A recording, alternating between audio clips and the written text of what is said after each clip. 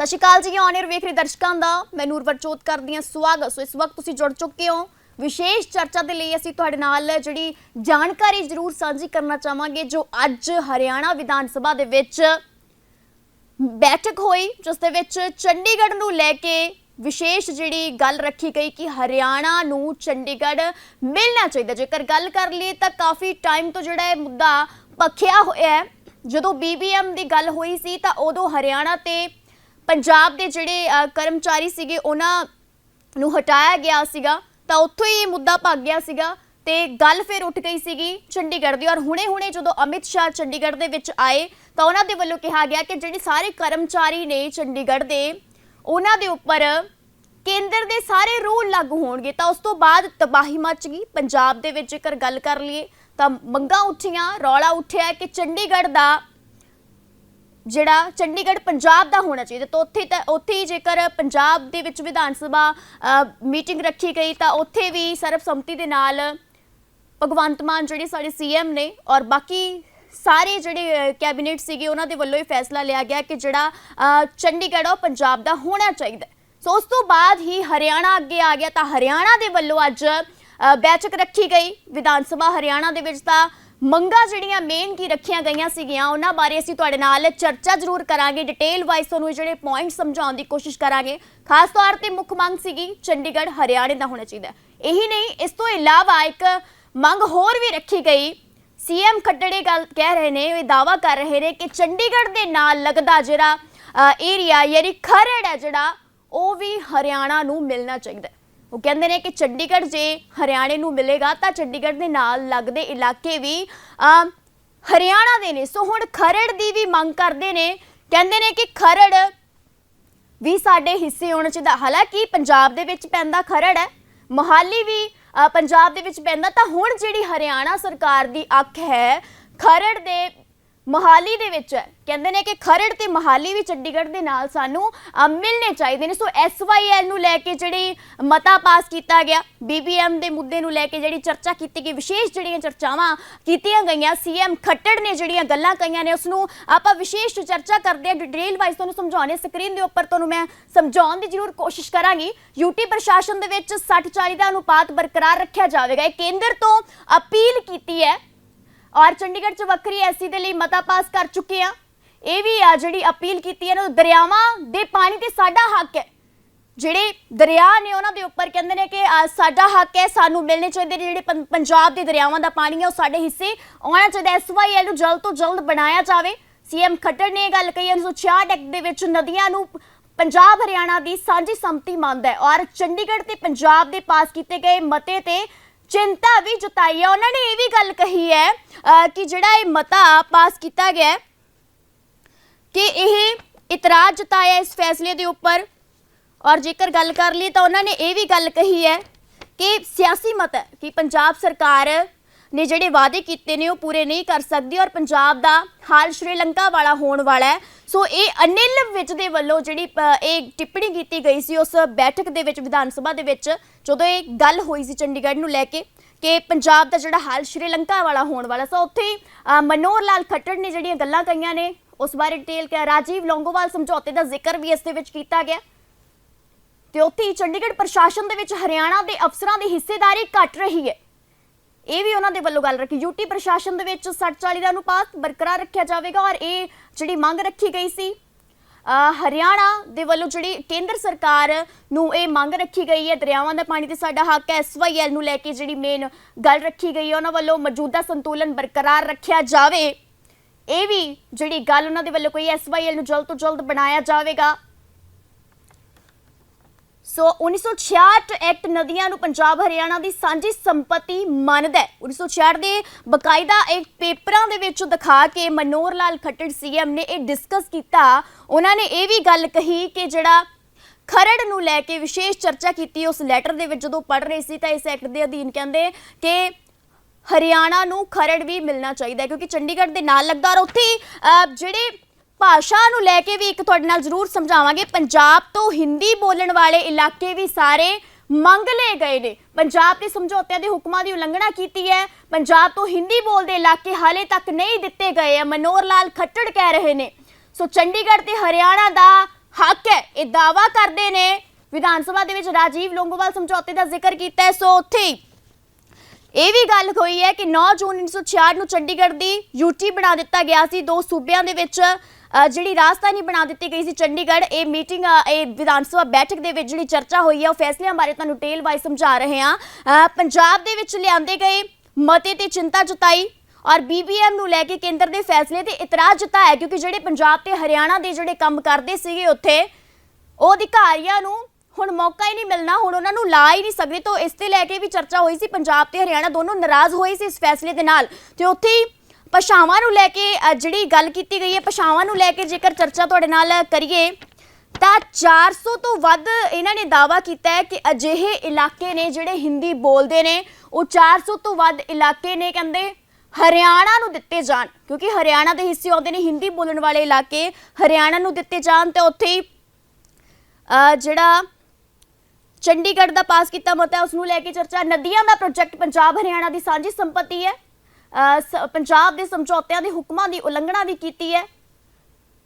ਔਰ ਉੱਥੇ ਹੀ ਜੇਕਰ ਗੱਲ ਕਰ ਲਈਏ ਮੇਨ ਇਹਦੇ ਵਿੱਚ SYL ਦਾ ਮੁੱਦਾ ਸੀਗਾ। SYL ਨੂੰ ਲੈ ਕੇ ਕਹਿੰਦੇ ਉਹ ਚਲਾਇਆ ਜਾਵੇ ਔਰ ਜਿਹੜੇ ਦਰਿਆ ਨੇ ਸਾਡਾ ਹੱਕ ਹੈ ਉਹਨਾਂ ਪਾਣੀਆਂ ਦੇ ਉੱਪਰ ਸਾਨੂੰ ਪਾਣੀ ਜਿਹੜਾ ਦਿੱਤਾ ਜਾਵੇ। ਮਨੋਹਰ ਲਾਲ ਖੱਟੜ ਦੇ ਵੱਲੋਂ ਇਹ ਗੱਲ ਰੱਖੀ ਗਈ ਸੀਗੀ। ਔਰ ਉਸ ਤੋਂ ਬਾਅਦ BBM ਦੇ ਫੈਸਲੇ ਤੇ ਮੇਨ ਜਿਹੜਾ ਰਿਹਾ ਸ਼ਾਹ ਕਮਿਸ਼ਨ ਦੇ ਮੁਤਾबिक ਕਹਿੰਦੇ ਖਰੜ ਹਰਿਆਣਾ ਦੇ ਹਿੱਸੇ ਦੇ ਵਿੱਚ ਆਇਆ ਸੀਗਾ। ਇਹ ਗੱਲ ਮਨੋਹਰ ਲਾਲ ਖੱਟੜ ਦੇ ਵੱਲੋਂ ਕਹੀ ਗਈ ਹੈ। ਤਾਂ ਉਹ ਕਹਿੰਦੇ ਨੇ ਕਿ ਸਾਨੂੰ ਖਰੜ ਵੀ ਮਿਲਣਾ ਚਾਹੀਦਾ ਹੈ। ਚੰਡੀਗੜ੍ਹ ਤਾਂ ਮਿਲੇ ਪਰ ਨਾਲ ਪੰਜਾਬ ਦਾ ਜਿਹੜਾ ਖਰੜ ਆਂਦਾ ਉਹ ਵੀ ਸਾਡੇ ਹਿੱਸੇ ਆਵੇ। ਤੇ ਉਸ ਤੋਂ ਬਾਅਦ ਹਾਂਸੀ ਬੁਟਾਣਾ ਨਹਿਰ ਦੀ ਵੀ ਜਿਹੜੀ ਇਜਾਜ਼ਤ ਦੀ ਜਿਹੜੀ ਮੰਗ ਉੱਠੀ ਹੈ। ਕਹਿੰਦੇ ਹਾਂਸੀ ਬੁਟਾਣਾ ਨਹਿਰ ਵੀ ਜਿਹੜੀ ਸਾਨੂੰ ਇਜਾਜ਼ਤ ਉਹਦੀ ਦੇਣੀ ਚਾਹੀਦੀ ਹੈ। ਔਰ ਉੱਥੇ ਹਿੰਦੀ ਬੋਲਣ ਵਾਲੇ ਇਲਾਕਿਆਂ ਦੀ ਜੇਕਰ ਗੱਲ ਕਰ ਲਈਏ ਉਸ ਦੇ ਉੱਪਰ ਵੀ ਗੱਲ ਉੱਠੀ ਹੈ। ਸੋ ਮੇਨ ਇਹ ਜਿਹੜੀਆਂ ਮੰਗਾਂ ਸੀਗੀਆਂ ਹਰਿਆਣਾ ਦੇ ਵੱਲੋਂ ਗੱਲਾਂ ਉਠਾਈਆਂ ਗਈਆਂ, ਜੋ ਉਹਨਾਂ ਦੀਆਂ ਮੰਗਾਂ ਸੀਗੀਆਂ। ਅੱਜ ਉਹਨਾਂ ਨੇ ਵਿਧਾਨ ਸਭਾ ਦੇ ਵਿੱਚ ਜਿਹੜੀ ਚੰਡੀਗੜ੍ਹ ਨੂੰ ਲੈ ਕੇ ਜਿਹੜੀ ਵਿਧਾਨ ਸਭਾ ਦੇ ਵਿੱਚ ਬੈਠਕ ਹੋਈ ਹੈ, ਮੈਂਬਰ ਆਏ ਤਾਂ ਉੱਥੇ ਮੰਗਾਂ ਰੱਖੀਆਂ ਗਈਆਂ ਨੇ। ਔਰ ਉੱਥੇ ਹੀ ਹੁਣ ਤੁਹਾਨੂੰ ਵਿਧਾਨ ਸਭਾ ਦੀ ਜਦੋਂ ਬੋਲਣ ਦਾ ਮੌਕਾ ਮਿਲਿਆ ਤਾਂ CM ਮਨੋਹਰ ਲਾਲ ਖੱਟੜ ਨੇ ਕੀ ਗੱਲਾਂ ਕਹੀਆਂ ਨੇ ਉਸ ਵੇਲੇ, ਕੀ ਉਹਨਾਂ ਨੇ ਗੱਲਾਂ ਰੱਖੀਆਂ ਨੇ, ਆਓ ਤੁਹਾਨੂੰ ਇੱਕ ਵਾਰ ਜ਼ਰੂਰ ਸੁਣਾਉਂਦੇ ਆ ਜਿੱਥੇ ਵਿਧਾਨ ਸਭਾ ਦੇ ਵਿੱਚ ਆਪਣੀ ਗੱਲ ਰੱਖ ਰਹੇ ਨੇ CM ਮਨੋਹਰ ਲਾਲ ਖੱਟੜ। 0.3% जनसंख्या हिंदी भाषी है इंक्लूडिंग चंडीगढ़। तो ये एक उनकी सिफारिश थी। अब घटनाक्रम थोड़ा जो बदलता है और उसी में एक विवाद वास्तव में ये बना। अब क्यों वो हुआ होगा मैं उस समय के राजनीतिक परिदृश्य के बारे में ना तो बता सकता हूं, ना कह सकता हूं, ना ही टिप्पणी करनी चाहिए। लेकिन घटनाक्रम जो कागजों पर है उससे अंदाजा एक लगाया जा सकता है। केंद्र सरकार की कैबिनेट का ये मीटिंग होती है 9 जून को, ये 31 मई को और ये 9 जून को, लगभग 8-10 दिन बाद ही।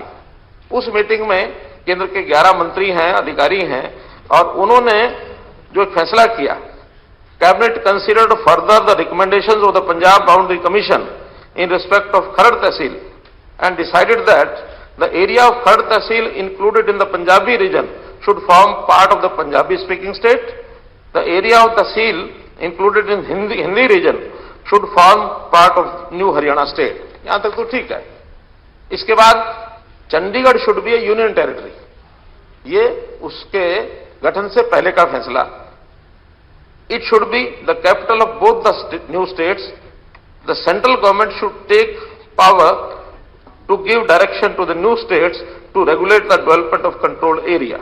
मैं समझता हूं अगर यहां ये चंडीगढ़ को यूनियन टेरिटरी न बनाया जाता, उस समय उस फैसले के साथ उसी संदर्भ में लिखा जाता, शायद निर्णय हो सकता आसान हो गया होता। है सब कल्पना ही। लेकिन चूंकि उन्होंने हिंदी भाषी चंडीगढ़ को हरियाणा को दिया और कैबिनेट ने फिर इसको यूनियन टेरिटरी बनाया, और उसके बाद फिर शुरू होता है शाह कमीशन के बाद जो 1970 में इंदिरा गांधी अवार्ड। इंदिरा गांधी अवार्ड में एक दिन यह कह दिया गया कि चंडीगढ़ को पंजाब को देना चाहिए और हिंदी भाषी गांव जो है, शायद 105 गांव की चर्चा थी, वो हरियाणा को मिलना चाहिए। तो ये जो 3 घटनाक्रम हुए, शाह कमीशन कुछ और, कैबिनेट में कुछ और फिर इंदिरा गांधी अकॉर्ड उसमें कुछ और, तो जो 3 चीजें अलग अलग हो गई। और इसके बाद मैं समझता हूं कि कई प्रकार के जो भी फैसले हुए या उसमें अलग अलग, राजीव लोंगोवाल समझौता हुआ 1985 में, फिर मैथ्यू आयोग आया और मैथ्यू आयोग ने वो शायद बात उस समय, क्योंकि 10-12 साल के बाद हो सकता है सबने मान ली हो कि ठीक है हिंदी भाषी एरिया जो है वो हरियाणा को मिल जाएगा, और चंडीगढ़ यदि पंजाब को जाता है और पानी की समस्या हल हो जाती है तो फैसला हो सकता था।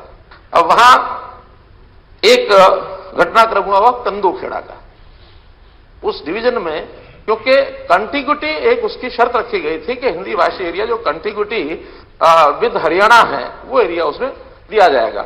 लेकिन इधर पंजाब है, इधर राजस्थान है, बीच में एक गांव है और फाजिल्का की तरफ जाते समय हुआ कंदूखेड़ा, लगभग 3,123 जिसकी आज की पॉपुलेशन है, ये इतना ही बड़ा गांव है, बड़ा नहीं है। उन्होंने उसमें उसको पंजाबी भाषी कैसे हो जाए इसके लिए प्रयत्न पूर्वक उसको पंजाबी भाषी करवाया गया। अभी पिछले कुछ दिनों में एक रिपोर्ट छपी है इंडियन एक्सप्रेस में। इंडियन एक्सप्रेस में एक जगह ये लिखते हैं, Kulwant Singh 58, a panchayat member, recalls how the leaders camped in the village school and he was at beck and call. Entire night we went around reminding the village residents that we are Punjabis.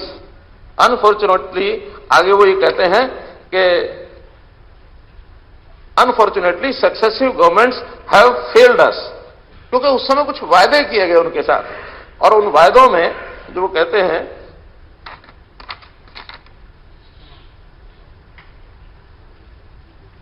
Balwinder Singh, one of the residents जो अभी जिसका उन्होंने लिया है interview, I often tell my father he was one of those who made a mistake of choosing to be with Punjab, I was small then, said Balwinder.